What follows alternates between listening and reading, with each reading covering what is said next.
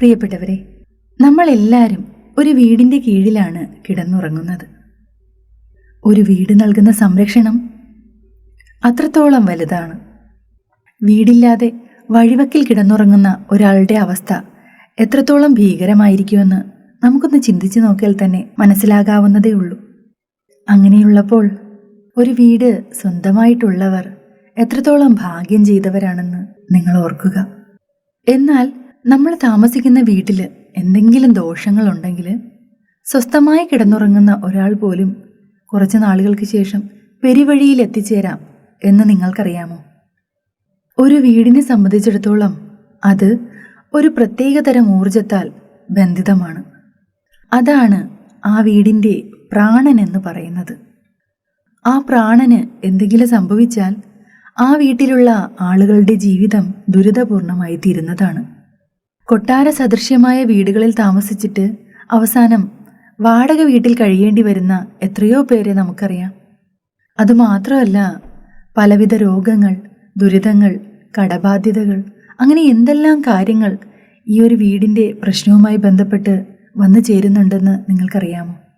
ചിലർ പറയാറുണ്ട്, ആശിച്ച് മോഹിച്ചൊരു വീട് വച്ചു, പക്ഷെ ആ വീടിനുള്ളിൽ കിടന്നാൽ ഒട്ടും തന്നെ സ്വസ്ഥത ലഭിക്കുന്നില്ല എന്ന്.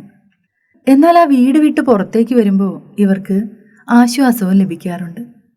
വീടിൻ്റെ ഈ ഊർജത്തെ കെടുത്തുന്നത് ചിലപ്പോൾ വാസ്തുവിലുള്ള പ്രശ്നങ്ങളായിരിക്കാം. എന്നാൽ ചിലത് പുറമേ നിന്നുള്ള ചില നെഗറ്റീവ് എനർജികളുടെ സ്വാധീനം മൂലവുമായിരിക്കാം. ഈ പുറമേ നിന്നുള്ള നെഗറ്റീവ് എനർജി എന്ന് പറയുമ്പോൾ അതിനെയാണ് നമ്മൾ ശത്രുദോഷം, ബാധാദോഷം എന്നൊക്കെ പറയുന്നത്. അപ്പോൾ കാര്യങ്ങൾ എന്തൊക്കെയായാലും ശരി, നമ്മുടെ വീട്ടിലേക്ക് ഒരാപത്ത് കടന്നു വരുന്നതിന് മുമ്പ് ചില വാർണിംഗ് സിഗ്നലുകളൊക്കെ നമുക്ക് പ്രകൃതി നൽകാറുണ്ട്. ആ സന്ദേശങ്ങളെ നമുക്ക് മനസ്സിലാക്കാൻ സാധിച്ചാൽ വരാൻ പോകുന്ന ആപത്തിനെ ഒരു പരിധിവരെ തടയാൻ നമുക്ക് സാധിക്കുന്നതായിരിക്കും. അപ്പോൾ അതിൽ ആദ്യത്തെ ലക്ഷണം എന്താണെന്ന് നമുക്ക് നോക്കാം. വീടിനുള്ളിലെ പുളിച്ച ഗന്ധം. അതായത് നമ്മുടെ വീടിനുള്ളിൽ മുറികളിലൊക്കെ ഒരു പുളിപ്പ് ഗന്ധം, ഈ വിനാഗിരിയൊക്കെ മണക്കില്ലേ, അതുപോലുള്ള ഒരു ഗന്ധം അനുഭവപ്പെടുക. അപ്പോൾ ആദ്യം നമ്മൾ അടുക്കളയിൽ എവിടെയെങ്കിലും വിനെഗർ ഉപയോഗിച്ചിട്ടുണ്ടോ, അല്ലെങ്കിൽ അത് തട്ടി വീഴുകയോ മറ്റോ ചെയ്തിട്ടുണ്ടോ എന്നുള്ളത് പരിശോധിക്കണം. അല്ല, അങ്ങനെയൊന്നും ഇല്ല, അല്ലാതെയാണ് ഈ ഒരു ഗന്ധം വരുന്നത് എങ്കിൽ അത് തീർച്ചയായും ഒരു നെഗറ്റീവ് എനർജി നമ്മുടെ വീടിനുള്ളിലേക്ക് കടന്നതിൻ്റെ ലക്ഷണമാണ്. രണ്ടാമത്തെ കാര്യം, ഒരു നായ വീട്ടിലേക്ക് വന്ന് പ്രസവിക്കുന്നത്. ഈ നായ വന്ന് പ്രസവിക്കുക എന്ന് പറയുമ്പോൾ നമ്മുടെ വീട്ടിൽ വളർത്തുന്ന നായയെക്കുറിച്ചല്ല ഇത് പറയുന്നത്. എവിടെയെങ്കിലും അലഞ്ഞു തിരിഞ്ഞു നടന്ന ഒരു നായ എങ്ങാണ്ടെന്നോ വന്നിട്ട് വീട്ടിലെ ഏതെങ്കിലും ഒരു ഭാഗത്ത് വന്ന് പ്രസവിച്ച് കിടക്കുന്നതിനെ കുറിച്ചാണ് പറയുന്നത്. ഇങ്ങനെ നായ പ്രസവിച്ച് കിടന്നിട്ടുള്ള വീടുകളിലൊക്കെ തന്നെ പലവിധത്തിലുള്ള ആപത്തുകൾ വന്നതായിട്ട് പൊതുവെ അംഗീകരിക്കപ്പെട്ടിട്ടുള്ള കാര്യമാണ്. മൂന്നാമത്തേത്, നിരന്തരം ചില്ലുപാത്രങ്ങൾ ഉടയുന്നതും കണ്ണാടി ഉടയുന്നതും. നമുക്കറിയാം, ചില്ലുപാത്രങ്ങൾ അശ്രദ്ധമായി ഉപയോഗിക്കുകയാണെങ്കിൽ അത് തട്ടിയും മുട്ടിയൊക്കെ പൊട്ടിപ്പോകാൻ സാധ്യതയുണ്ട്. അങ്ങനെ നമ്മുടെ കൈവശമുള്ള ചില്ലുപാത്രങ്ങളിൽ ഒന്നോ രണ്ടോ ഒക്കെ വർഷത്തിൽ പൊട്ടിപ്പോകുന്നത് ഒരു സാധാരണ കാര്യം തന്നെയാണ്. എന്നാൽ നിങ്ങളുടെ കൈവശമുള്ള ചില്ലുപാത്രങ്ങൾ ആഴ്ചയിൽ 2 3 ഒക്കെ പൊട്ടുക, മാസത്തിൽ 4 5 6 ഒക്കെ പൊട്ടുക, അങ്ങനെ തുടർച്ചയായിട്ട് നടക്കുകയാണെങ്കിൽ അത് നിങ്ങളുടെ വീട്ടിൽ ഒരു നെഗറ്റീവ് എനർജി കടന്നുകൂടിയതിൻ്റെയും എന്തോ ആപത്ത് വരാൻ പോകുന്നതിൻ്റെയും ഒരു ലക്ഷണമാണ്. അതുപോലെ തന്നെ നമ്മുടെ വീട്ടിൽ മുഖം നോക്കുന്ന കണ്ണാടി ഉണ്ടല്ലോ, ആ കണ്ണാടിയും അടിക്കടി പൊട്ടിപ്പോകുന്നത് നമ്മുടെ വീട്ടിൽ എന്തൊക്കെയോ അനർത്ഥങ്ങൾ വരാൻ പോകുന്നതിൻ്റെ ലക്ഷണങ്ങളാണ്. ഇനി നാലാമത്തെ കാര്യം, മൂങ്ങ വീട്ടിൽ വന്നിരിക്കുക.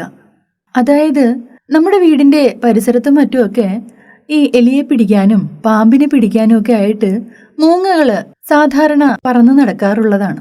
നമ്മൾ പലപ്പോഴും ഇത് ശ്രദ്ധിക്കാറില്ല. എന്നാൽ നമ്മുടെ വീടിൻ്റെ തെക്ക് ഭാഗത്തായിട്ട് ഏതെങ്കിലും ഒരു പ്രത്യേക കോർണറിൽ അടിക്കടി മൂങ്ങ വന്നിരിക്കുന്നത് അത്ര കണ്ട് ശുഭകരമായിട്ടുള്ള ഒരു സൂചനയല്ല. ചില ബാധാ കാര്യങ്ങളൊക്കെ വീടിനുള്ളിൽ കടന്നുകൂടുമ്പോഴാണ് ഇത്തരത്തിലുള്ള ലക്ഷണങ്ങൾ കാണുന്നത്. ഇത് ചില അപായങ്ങൾക്കുള്ള സൂചനയും കൂടിയാണ്. ഇനി 5ാമത്തെ കാര്യത്തിലേക്ക് വരാം.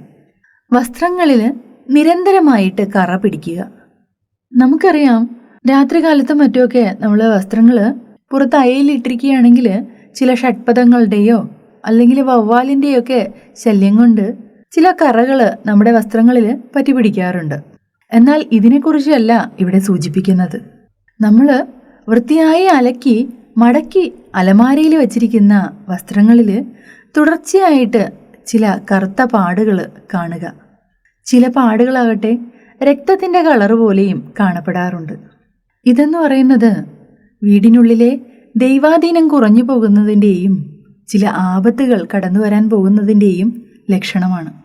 എന്നാൽ ചില ഇരുമ്പ് പെട്ടികളിലും മറ്റുമൊക്കെ വച്ചിരിക്കുന്ന അല്ലെങ്കിൽ ഇരുമ്പ് അലമാരകളിലും മറ്റുമൊക്കെ വച്ചിരിക്കുന്ന ചില വസ്ത്രങ്ങളിൽ തുരുമ്പ് കൊണ്ട് ചിലപ്പോൾ ഇങ്ങനെ കറകൾ വരാറുണ്ട്.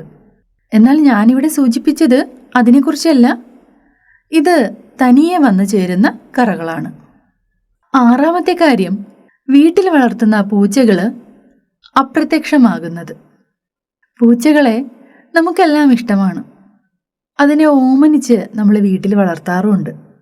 എന്നാൽ നമ്മളിങ്ങനെ വളർത്തുന്ന പൂച്ചകളെ അടിക്കടി ഇങ്ങനെ കാണാതാകുന്നത് അത്ര കണ്ട് പന്തിയുള്ള ലക്ഷണമല്ല. ചില വീടുകളിലാകട്ടെ പൂച്ചകൾ വാഴാറില്ല. ഒരു പൂച്ചയെ കൊണ്ടുവന്നാൽ ഒരു 3-4 മാസം കഴിയുമ്പോൾ അതെങ്ങനെയെങ്കിലും മരണപ്പെട്ടു പോകും. എന്നാൽ ചില വീടുകളിൽ പൂച്ചകളെങ്ങനെ നിരന്തരമായിട്ട് കാണാതാകാറുണ്ട്. ഇത് തുടർച്ചയായിട്ട് സംഭവിക്കുകയാണ് എങ്കിൽ തീർച്ചയായിട്ടും എന്തോ ഒരു വലിയ ആപത്ത് കടന്നു വരാൻ പോകുന്നു എന്നതിൻ്റെ ലക്ഷണമാണിത്. അടുത്തത്, ഏഴാമത്തെ കാര്യം, വീടിന് മുകളിൽ എപ്പോഴും ഒരു കാക്ക വന്നിരിക്കുന്നത്. നമ്മുടെ വീട്ടിലും പരിസരത്തുമൊക്കെ ധാരാളം കാക്കകളുണ്ടാകും.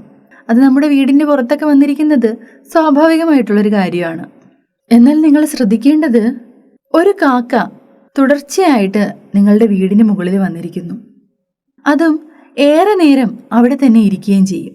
നമ്മൾ എത്ര തന്നെ ആട്ടി ഓടിച്ചാലും അതൊന്ന് ചുറ്റി പറന്നതിന് ശേഷം വീണ്ടും തിരിച്ച് അതേ സ്ഥാനത്ത് തന്നെ വന്നിരിക്കും. ഇത് പിതൃക്കളുമായി ബന്ധപ്പെട്ട ചില ദോഷങ്ങളുടെ ലക്ഷണമാണ്. ഇത്തരം ലക്ഷണങ്ങൾ തുടർച്ചയായിട്ട് കാണുകയാണെങ്കിൽ നമ്മൾ കുറച്ചുകൂടി ജാഗ്രത പാലിക്കേണ്ടതാണ്. എട്ടാമത്തെ കാര്യം, ചിതലുകൾ വർദ്ധിക്കുന്നത്. വീട്ടിൽ ചിതൽ കൂടിയാലുള്ള അവസ്ഥ എല്ലാവർക്കും അറിയാമല്ലോ. അത് എല്ലാം നശിപ്പിക്കുന്നതായിരിക്കും. അത് വർദ്ധിച്ചു വരാതിരിക്കാൻ നമ്മൾ പല വിധത്തിലുള്ള മുൻകരുതലുകൾ എടുക്കാറുമുണ്ട്. എന്നാൽ നമ്മളുടെ വീട്ടില് ഒരു പ്രത്യേകതരം ചിതല്, അതായത് വരിച്ചിതൽ എന്ന വർഗത്തിൽപ്പെട്ട ചിതല് കടന്നുകൂടുകയാണെങ്കിൽ അത് അത്ര നല്ലൊരു ലക്ഷണമല്ല. ഇത് നമ്മുടെ ഈശ്വരാധീനം കുറയുന്നതിൻ്റെയും നമുക്ക് സാമ്പത്തികമായിട്ടുള്ള നഷ്ടങ്ങൾ ഉണ്ടാകാൻ പോകുന്നതിൻ്റെയും ലക്ഷണമാണ്. അപ്പോൾ അതുകൊണ്ട് തന്നെ തീർച്ചയായിട്ടും ഇത്തരം ചിതലുകൾ വീട്ടിൽ വരാനുള്ള സാഹചര്യങ്ങൾ കഴിവതും ഒഴിവാക്കുക. ഇവയെ എവിടെയെങ്കിലും കണ്ടു കഴിഞ്ഞാൽ അത് അപ്പോൾ തന്നെ നശിപ്പിച്ച് കളയുക. ഒമ്പതാമത്തെ കാര്യം, വീട്ടിൽ ചെറു കടന്നലുകൾ കൂടുകൂട്ടുക എന്നുള്ളത്. നമ്മുടെ വീടിനും പരിസരത്തുമൊക്കെ പീച്ചി കടന്നൽ എന്ന് പറയുന്ന ചെറുവർഗത്തിൽപ്പെട്ട കടന്നലുകൾ സ്വാഭാവികമായിട്ട് നമ്മൾ കാണാറുണ്ട്. ഇവ മനുഷ്യനെ ആക്രമിക്കുന്ന കടന്നലുകളാണ്. എന്നാൽ നമ്മൾ അവയെ ആക്രമിച്ചാൽ, നമ്മൾ അവയെ ശല്യം ചെയ്താൽ മാത്രമേ അവ നമ്മെ ഉപദ്രവിക്കാറുള്ളൂ. ഇത്തരം കടന്നലുകൾ നമ്മുടെ വീടിൻ്റെ മച്ചിൽ കൂടുകൂട്ടുന്നത് അത്ര കണ്ട് ശുഭത്വമുള്ള ലക്ഷണമല്ല. നമ്മുടെ കുടുംബക്ഷേത്രത്തിൽ നിന്നുള്ള യാതൊരുവിധ അനുഗ്രഹങ്ങളും നമുക്ക് ലഭിക്കുന്നില്ല. മാത്രവുമല്ല, വീട് ഒരു ജീർണാവസ്ഥയിലേക്ക് പോകുന്നതിൻ്റെ ലക്ഷണവും കൂടിയാണ് ഇത്. ഇനി 10ാമത്തെ കാര്യത്തിലേക്ക് വരാം. നമ്മുടെ വീട്ടിലുള്ള നായ നമ്മുടെ വീട്ടിൻ്റെ മുറ്റത്ത് വന്നിരുന്ന് അകത്തേക്ക് നോക്കി നിരന്തരം ഓരിയിടുന്നത്. നായകൾ ഓരിയിടുന്ന സ്വഭാവക്കാരാണ്. ഒറ്റപ്പെട്ടു പോകുന്ന സന്ദർഭങ്ങളിലാണ് നായകൾ ഇങ്ങനെ ഓരിയിടാറുള്ളത്. നമ്മൾ വീട്ടിൽ വളർത്തുന്ന നായയെ തനിച്ചാക്കിയിട്ട് എങ്ങോട്ടെങ്കിലും പോവുകയാണെങ്കിൽ അത് ഈ രീതിയിൽ ഓരിയിടാറുണ്ട്. കൂടാതെ തൊട്ടടുത്തുള്ള ഏതെങ്കിലും ഒരു നായ ഓരിയിടുന്നത് കേട്ടാൽ നമ്മളെ വീട്ടിലുള്ള നായയും സ്വാഭാവികമായിട്ടും ഓരിയിടും. എന്നാൽ ഇതിനെക്കുറിച്ചല്ല ഇവിടെ പറയുന്നത്. ഒരു നായ നമ്മുടെ വീടിൻ്റെ മുറ്റത്ത് വന്നിരുന്നിട്ട് വീടിനുള്ളിലേക്ക് നോക്കി നിരന്തരം ഓരിയിടുന്നതിനെ കുറിച്ചാണ്. ഇത് ഒരു ദിവസം മാത്രമല്ല, പല ദിവസങ്ങളിലും ഇത് ഇങ്ങനെ ആവർത്തിക്കും. ഈ രീതിയിൽ തുടർച്ചയായിട്ട് കാണുന്നത് ഒട്ടും തന്നെ ശുഭത്വമുള്ള ലക്ഷണമല്ല. നിങ്ങളുടെ വീട്ടിലെ ഈശ്വരാധീനത്തിൽ വളരെയധികം ഭംഗം വന്നിട്ടുണ്ട്. മാത്രവുമല്ല, അലഞ്ഞു തിരിയുന്ന ചില ആത്മാക്കളുടെ സാന്നിധ്യം നമ്മുടെ വീടിനുള്ളിൽ കണ്ടു കഴിഞ്ഞാലും ഇതുപോലെ നായകൾ ഓരിയിടാറുണ്ട്. അപ്പോൾ പ്രിയപ്പെട്ടവരെ, നമ്മുടെ വീട്ടിൽ ഒരു ആപത്ത് കടന്നു വരുന്നതിൻ്റെ 10 ലക്ഷണങ്ങളാണ് ഇവിടെ സൂചിപ്പിച്ചത്. ഇതിലേതെങ്കിലും ഒന്ന് കണ്ടു എന്ന് വിചാരിച്ച് നമ്മുടെ വീട്ടിലേക്ക് ആപത്ത് കടന്നു വരുന്നു എന്ന് വിചാരിക്കരുത്. എന്നാൽ ഞാൻ ഈ പറഞ്ഞതിൽ 2ഓ 3ഓ കാര്യങ്ങൾ തുടർച്ചയായിട്ട് നിങ്ങളുടെ വീട്ടിൽ സംഭവിച്ചു കൊണ്ടിരിക്കുകയാണെങ്കിൽ അത് തീർച്ചയായിട്ടും ഒരു ആപത്ത് കടന്നു വരാൻ പോകുന്നതിൻ്റെ ലക്ഷണമാണ്. ഇങ്ങനെയുള്ള ലക്ഷണങ്ങൾ നിങ്ങളുടെ വീട്ടിൽ തുടർച്ചയായിട്ട് കാണുകയാണ് എങ്കിൽ നിങ്ങളുടെ വിശ്വസ്തനായിട്ടുള്ള ഒരു ജ്യോതിഷനെ കണ്ട് രാശി വെച്ച് പരിശോധിക്കേണ്ടതാണ്. എന്നിട്ട് വേണ്ടുന്ന പരിഹാരങ്ങൾ ചെയ്യേണ്ടതാണ്. എന്നാൽ ഇത്തരത്തിൽ എന്തെങ്കിലും ലക്ഷണങ്ങൾ നിങ്ങളുടെ വീട്ടിലുണ്ടെങ്കിൽ ആദ്യമായിട്ട് ചെയ്യേണ്ട ഒരു കാര്യം ഞാൻ നിങ്ങൾക്ക് പറഞ്ഞു തരാം. ഒരു ഗ്ലാസ് എടുത്തിട്ട് അതിൽ അരഭാഗം വെള്ളം നിറയ്ക്കുക. അതിലേക്ക് 3 ടീസ്പൂൺ ഉപ്പിടുക. എന്നിട്ട് 3 തുളസിയില അതിലേക്കിടുക.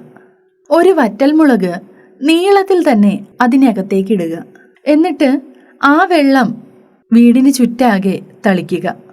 ഇങ്ങനെ തളിച്ചതിന് ശേഷം ആ മുളകെടുത്ത് 2ആയി മുറിച്ച് നമ്മുടെ മതിലിന് പുറത്തേക്ക് കളയുക. ഇത് വീടിനെ ക്ലെൻസ് ചെയ്യാനുള്ള നല്ലൊരു മാർഗമാണ്. ഇത് വീടിന് ചുറ്റും മാത്രമല്ല, വീടിനുള്ളിലും തളിക്കാവുന്നതാണ്. ഇനി ഇത്തരം ദോഷങ്ങളുടെ പരിഹാരാർത്ഥമായിട്ട് വീട്ടിൽ ചെയ്യാവുന്ന ചില പൂജകളെ കൂടി പരിചയപ്പെടുത്താം. അഷ്ടലക്ഷ്മി പൂജ ഏറ്റവും ഉത്തമമായിട്ടുള്ള ഒരു പൂജയാണ്. അതുപോലെ തന്നെ നവമി ദിവസം ഭദ്രകാളിക്ക് പത്മമിട്ട് പൂജ കൊടുക്കുക. ബാധാദോഷങ്ങളോ മറ്റോ ഉണ്ടെങ്കിൽ സുദർശന ഹോമം കഴിപ്പിച്ച് അവയെ ആവാഹിച്ച് മാറ്റേണ്ടതാണ്. വീടിൻ്റെ ഊർജവുമായി ബന്ധപ്പെട്ട കാര്യമാണെങ്കിൽ വാസ്തുപൂജ, ഹോമം, ഭവനരക്ഷ എന്നിവയൊക്കെ ചിലപ്പോൾ വേണ്ടിവരും. അപ്പോൾ പ്രിയപ്പെട്ടവരെ, നമ്മളെ ബാധിച്ചേക്കാവുന്ന അപകടങ്ങളെ മുൻകൂട്ടി അറിയാൻ നമുക്ക് ഇത്തരം ലക്ഷണങ്ങളെ മുഖവിലേക്ക് എടുക്കാവുന്നതാണ്.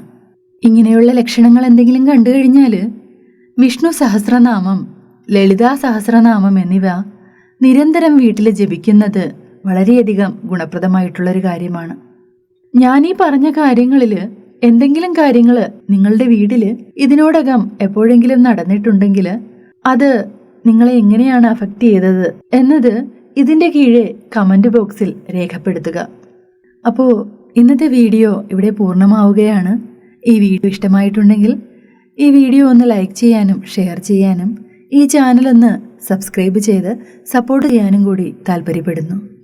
മറ്റൊരു വീഡിയോയിലൂടെ മറ്റൊരു വിശേഷവുമായിട്ട് വീണ്ടും കണ്ടുമുട്ടാം. അതുവരെ ഏവർക്കും നമസ്കാരം.